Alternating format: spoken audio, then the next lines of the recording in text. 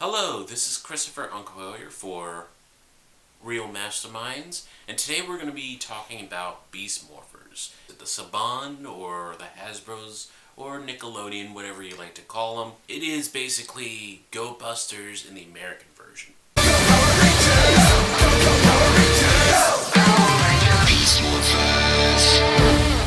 Now, Beast Morphers, in of itself, don't like the title. Even the trailer itself was just like, eh. It gave the impression that they were trying to think of something and then they couldn't think of something else. So you know what? We're just going to say they tapped into Morpher Grid, which is a dumb idea. And it's time to set things right. We will invade their worlds. We will tear down everything that might protect them. And then, when it's too late, when they're powerless and alone, they will realize the truth. They could have been gods.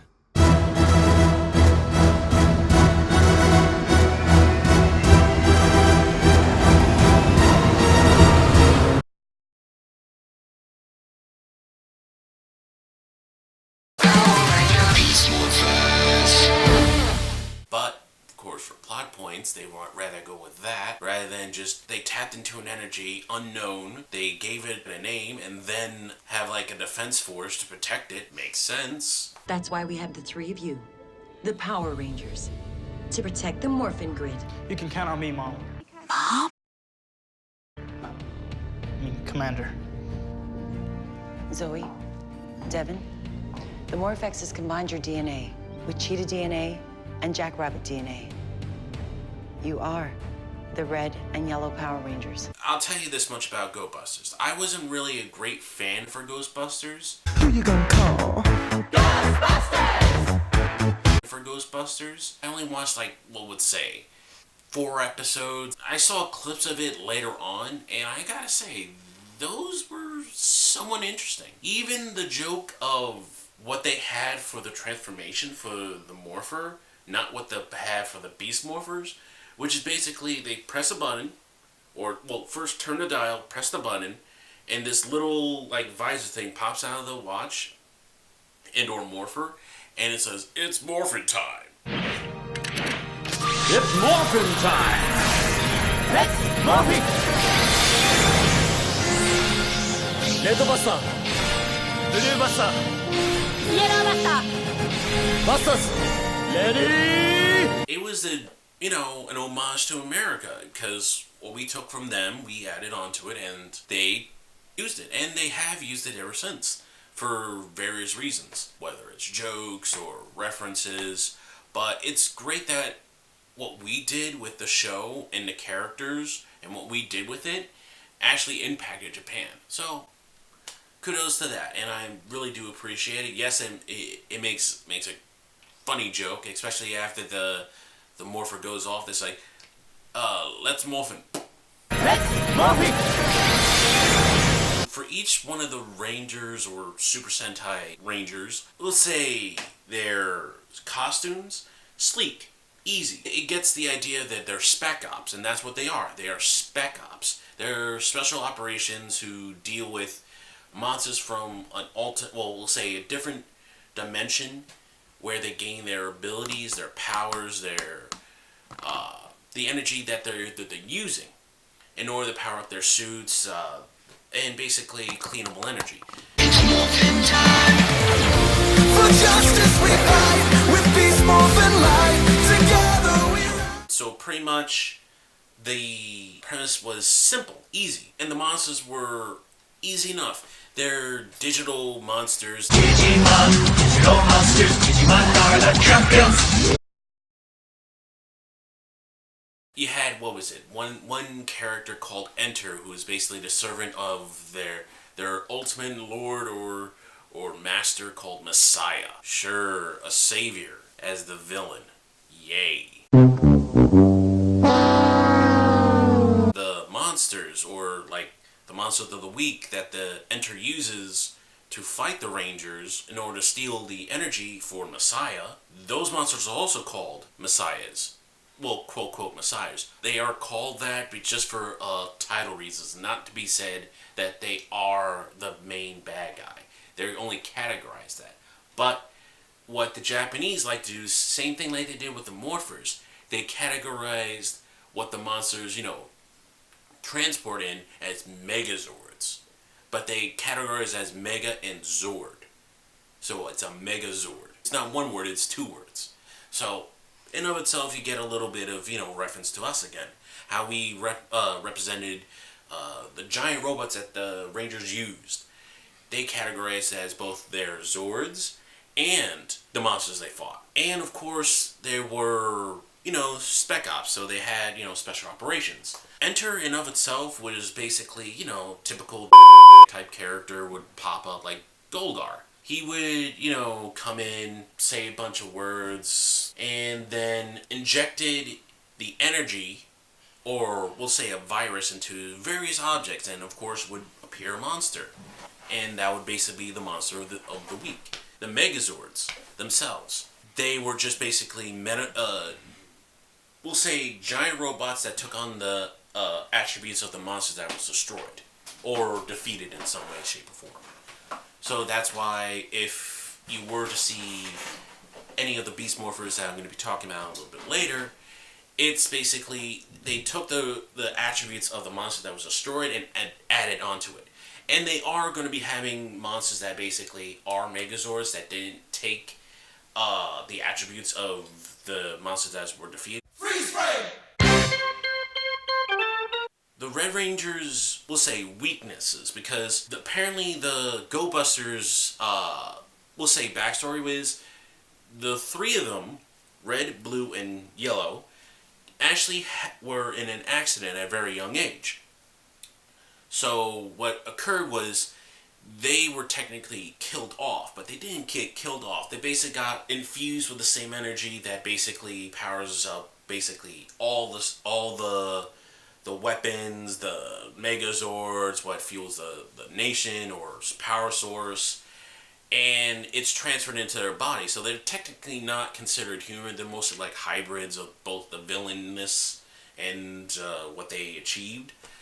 And they're basically using it in order to fight the bad guys, so at least, they don't take the energy and or have Messiah come into their world, blah, blah, blah, blah, blah. Blah, blah, blah, blah, blah. The Red Ranger's, we'll say, weakness is, I think it's because he saw either a rooster or a chicken, he would basically freeze up. All right, everyone, chill. The Iceman cometh. Frosty! Let it go! Let it go!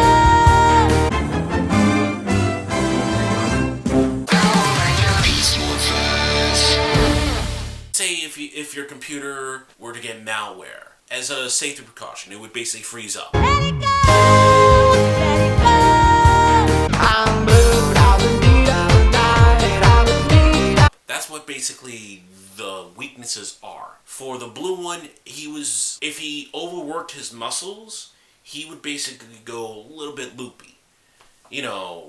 Act out in ways that normally he wouldn't. And he's like, the technical older brother type character who looks out for everyone.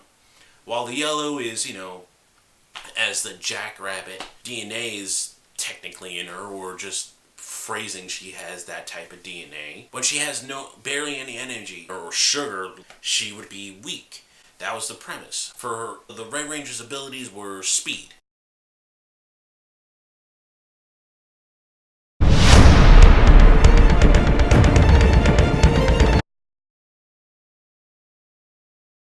He got super speed. Cool. Makes sense that he would go with like the form of a cheetah. The blue one had super strength.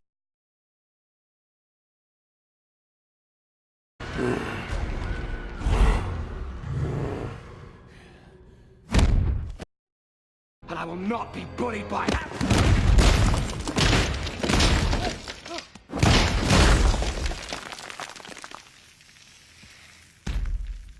Puny god.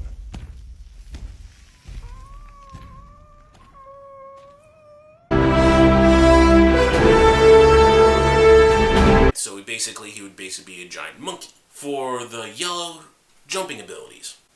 Cool. Why not? And for some weird reason, a bunny. Whoops, time to recharge my battery. Later in the series, we will have 2 other Rangers who apparently know all 3 Rangers. I don't know the gold one, and the thing is, the silver one is basically another robot that basically is a buddy droid. Buddy droids are basically the helpers to assist when the Rangers need them. This one's yours. Ah, Zoe, I'm Jax. I'm here to make sure you're fast and efficient. Great, thanks. Ravi! My name's Smash! Hi, Devin. My name is... Wait, what is it again? Your name is Cruz. That is so cool! These base bots are awesome! For the, we'll say the silver buddy droid, Jay, his personality is more out there. He's the character that would be more eccentric, be a little bit more theatrical with his entrance or his words, which, you know, basically was a good combination with the gold, which of course we'll probably see in Beast Morphers. We'll say Super Beast Morphers, which is a terrible season 2, but it's gonna happen. I don't know what the gold's special power is. Apparently he's not much like the red, blue, or yellow.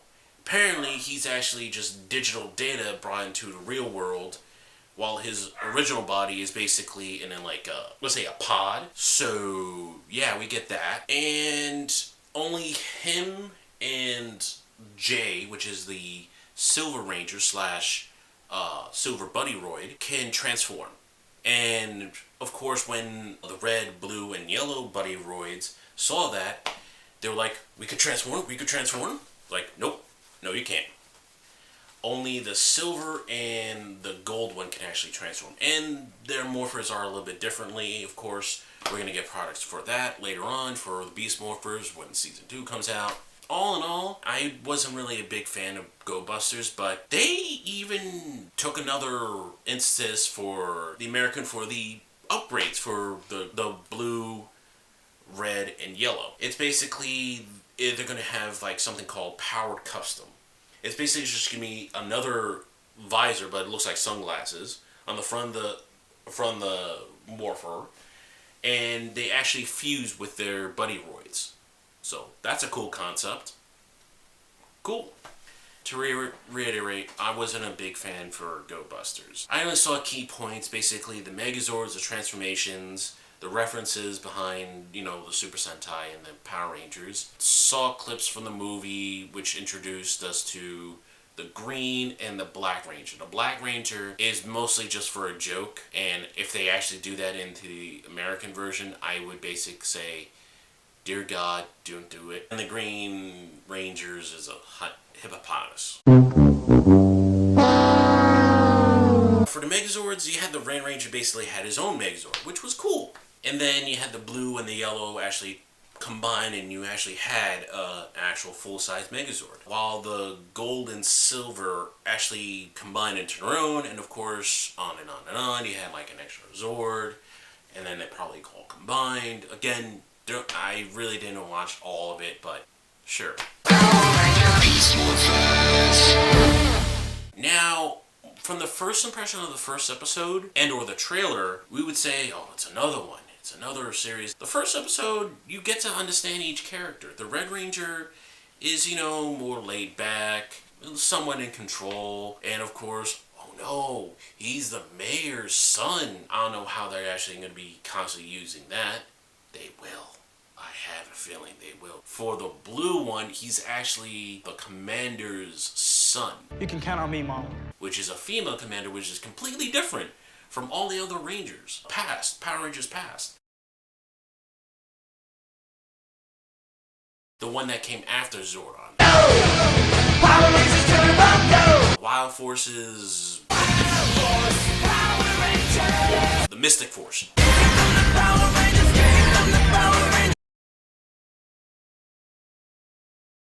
My impressions of the Red Ranger, he's definitely cocky, definitely has more confidence in himself, but you could definitely say it's gonna bite him later on. For the blue one, he's basically one of the selected 3 Rangers that was originally supposed to be a part of the program. And of course you could see his arrogance towards being one of the Chosens. But the one thing that really did annoy the hell out of me was the teen drama romance between him and the would-be Yellow Ranger. We both knew the rules when we were chosen. Rangers can't date Rangers. Please don't make this any tougher than it already is. It was a sad Telemundo romance type thing, and it's like, is it a callback to Tommy and Kimberly?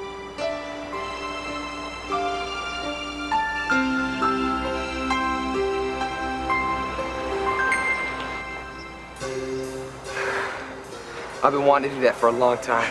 Me too. How deep is your love? Is your love how deep? Now we're going to go on to the yellow one, who's replaced basically the Blue Ranger's, we'll say, ex-girlfriend, because he's the one that broke it off. The yellow one is a laundry girl. Originally, she jumped into wanting to become a ranger, but apparently she flunked and was demoted to the laundry girl. She's energetic. She's a go-getter. She's, optimistic in certain parts.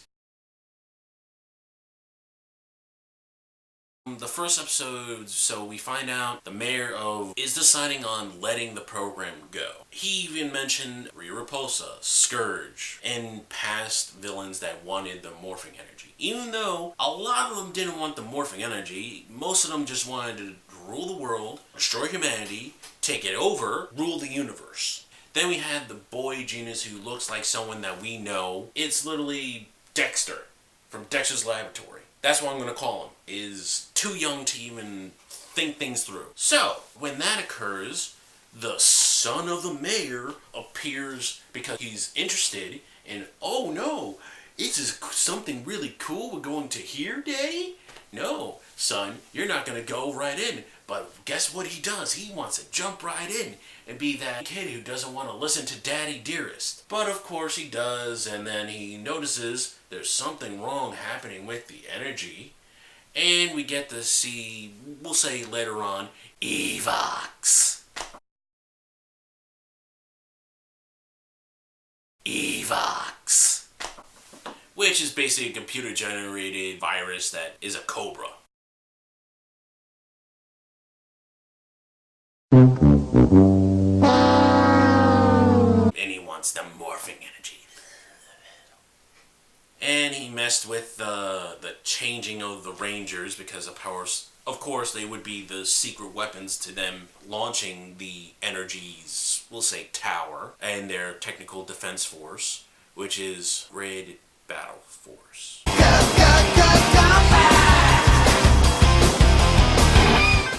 Is the name of the company.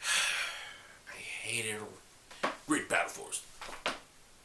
They're gonna go right in and save the day. So the Grid Battle Force gonna, introduce the Rangers probably around the same time the mayor was gonna turn on the machine.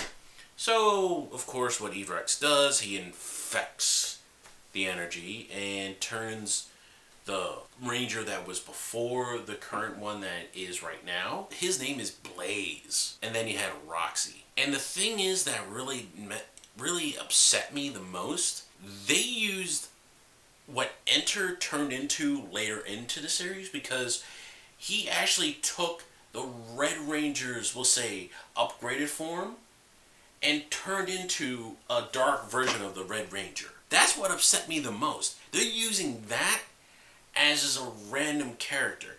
It could have been, if anything, something as a power-up for basically Blaze's transformation. They could have used what Enter turned into from his human form to his actual true form, but no, we're going to get Blaze. And what people already labelized as the Blaze Ranger. Trust me, this guy ain't no Psycho Ranger. and I love Psycho Rangers to a T. Psycho red, Psycho black, Psycho blue, Psycho yellow, Psycho pink. Especially since they actually put in the green Psycho Ranger, which was so beautiful. Go Power Rangers, go Power Rangers, go Power Rangers, go fly, go Power Rangers, go Power Rangers, go Power Rangers. Then you had Roxy, who's basically supposed to be Escape, who's supposed to be the sidekick to Enter. Surprisingly enough, she was basically the Escape was actually the character who would want to break out of things. A thief type character, and she, appears here and there, cause trouble, and what she does, escapes. So they used her character for the clone of Rocky, or what they call avatars. And most of the fight scenes, the choreography was not that great. We get to see the heroes fight it out. We get to see the weapons that they use. And the thing is, in the second episode, or the third episode, one of the two, what the Blue Ranger uses for binoculars is basically the dagger. And the blaster is actually a camera. So, yeah, that is a thing. And the good thing is, they actually had the whole transport. Digitize the weapon and basically teleport it to the Rangers whenever they need it. Like, say when the Red Ranger needs his, let's say, Cheetah Blaster, which is going to be later on.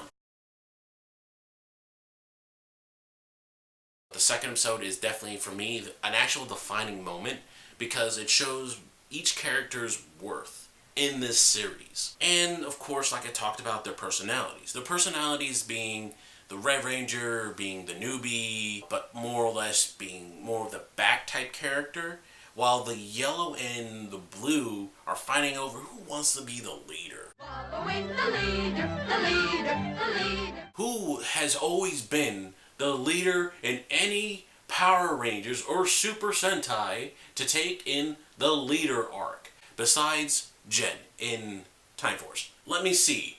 Who or what color would basically be the leader? Is it the blue? No. Is it yellow? I think it's red. That always has been, but of course, they want to fight over it. I'm going to call back to what Sky did in SPD. He wanted to be the Red Ranger, but was turned down to be the second in command, basically the Blue Ranger.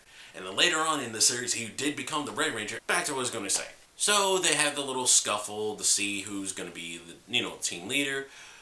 But what Mommy Dearest had in mind was basically, okay, you know what? We're just going to show you the buddies. Or we'll say helpers that apparently will get DNA from the animals that they also were infused with. Oh, Mr. DNA, where did you come from? From your blood. Just one drop of your blood contains billions of strands of DNA. A DNA strand, like me, is a blueprint for building a living thing. And sometimes animals that went extinct millions of years ago, like dinosaurs, left their blueprints behind for us to find. We just had to know where to look. 100 million years ago, there were mosquitoes, just like today. And just like today, they fed on the blood of animals, even dinosaurs. Sometimes, after biting a dinosaur, the mosquito would land on the branch of a tree and get stuck in the sap. After a long time, the tree sap would get hard and become fossilized, just like a dinosaur bone, preserving the mosquito inside. This fossilized tree sap, which we call amber, waited for millions of years with the mosquito inside until Jurassic Park scientists came along. Using sophisticated techniques, they extract the preserved blood from the mosquito and, bingo, dino DNA. So the Morphex actually fuse with their body and gain the powers and or traits of the animal DNA. We get another helper type of villain in this episode called Scrapper, whatever his name is, and he's going to be basically the Finster type character who's going to say, oh, my master, I'm going to give you this, and we're gonna have it, teleport from one place to another, because in the first episode, for some weird reason, the avatars were outthought by the Rangers and were teleported to a different dimension, which is digitized. And for some weird reason, they have knowledge for Morph X and or the Power Rangers. Sure. Going back to what I was going to say, so when the blue and yellow were still, trying to figure out what they're going to do, the buddies, we see their each their personality. The red Go Busters, Buddy Roy, he has a little bit of memory problem. The blue is basically energetic and wants hugs, but of course the Blue Ranger doesn't want hugs. And then you have the Jackrabbit, aka the yellow ones. He sounds like Mickey from Rocky. Oh, you're so cute. I hate when people call me cute. Sorry.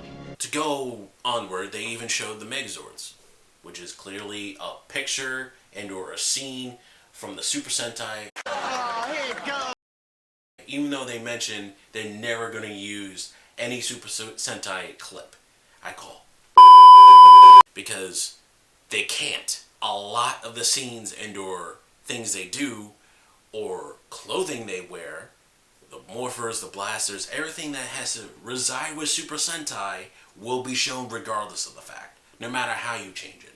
Except for when they actually created 3 characters in Jungle Fury, which were the Spirit Rangers, and those were created for plot points, whatnot, to at least make sure the shark, the elephant, and the bat, we'll say Jungle Beasts, actually had rangers to go along with. So we get to see that the new helper or fencer type character is going to help with Blaze to get Morph X. In typical Super Sentai and or Power Ranger fashions, the one who really wants to take the leadership role, it doesn't go so well. And we get to see their weaknesses in the same moment. So to say the Red Ranger's weakness was shown that if he saw a dog, he would freeze up. Remember what I said about the Red Ranger and Go Busters? Either you saw a chicken or a rooster. Now, that plays to the part of a racial bigotry that if they did in the American version, the Beast Morphers, it would have a lot of backlash and their response toward that for giving him the thing for a dog, which makes no sense, is he's allergic to the dog and he freezes up. That doesn't make any sense. If you're allergic to the dog, you'd be sneezing, you'd be coughing, you'd be swelling up. You won't be freezing up in place when you see a dog. But they kept the same thing except for the Yellow Ranger's weakness. The blue one, he overused his muscles and became wild and started attacking the yellow and even poked fun at her. And the response was he went wild, as a gorilla would say would do. But the yellow, she was low in energy, and their reason for it was they gave her a carrot and it basically energized her. Maybe because you have the Jackrabbit DNA, maybe if you eat the carrot, you might be, energized. And this is the Dexter Laboratory guy thinking about this. What? It makes no sense. No, you don't do that. So, pretty much since their, we'll say, weaknesses kicked in, the Red Ranger was, set free after the dog left. And while the blue and yellow were arguing to see who was going to be, leader or they were fighting, the Red Ranger actually took charge and actually defeated the monster with a simple blast. That's it. All that and dead. Oh, here it goes. In every other Power Rangers, it would probably take like them bring out the big cannon or combined weapon to defeat the monster of the day. And it was just pow. It's terrible. Again, we get to see each character's worth, and he actually took charge. Then the Red Ranger called in his Megazord, which was okay, cool, awesome. Came in, did the whole transform thing, but of course, Soul Dog froze. Let it go! Let it go! Until blue and yellow Yellow appeared. We're gonna work as a team. After that, they were like, you know what? I think you're gonna be the leader now. And I would see why, because while they were bickering, the bad guys got what they needed. So it proved that even though he may be probably immature, he actually took charge in the moment. While the blue and the yellow were fighting over who would be basically best or chosen. And you know what? We also get to see in, what was the first and second episode, the Bulk and Skull, which are technically brother and sisters. As a Yellow Ranger was thinking of a way to at least fix, let's say, the mayor's idea to deforest a whole place to make we'll say a highway. Yes, we get environmental protection, go Captain Planet, and the solution was a Morphex energized bike. And, of course, since Morphex would probably be a lot easier now since it's in the bike, Blaze and Tronics, which I loved when he actually said it. Here's me and my Tronics, which I really did like it in that second episode. But to go back, the third episode, he takes the bikes and we see a whole BMX chasing scene. Sure. And apparently, if you shoot the Morphex, it would be explosive. Sure. That doesn't bode well with everyone who wants Morphex or were looking for renewable energy. That it could be explosive. Wasn't really that great of an episode. Really didn't like it because of the BMX. Nothing really stood out. Except for the whole Bulk and Skull creating, we'll say, a pair cycle that is fueled by Morphex that later in the episode can actually become unicycles. Sure, the mayor actually rode to the site in a Morphex bike. Yeah. Cause power is yours! It's morphin' time.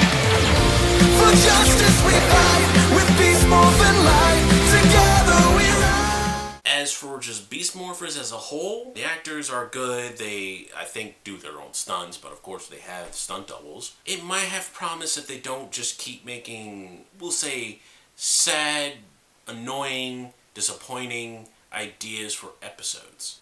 At least episodes that would be more of what was their base for. Spec Ops.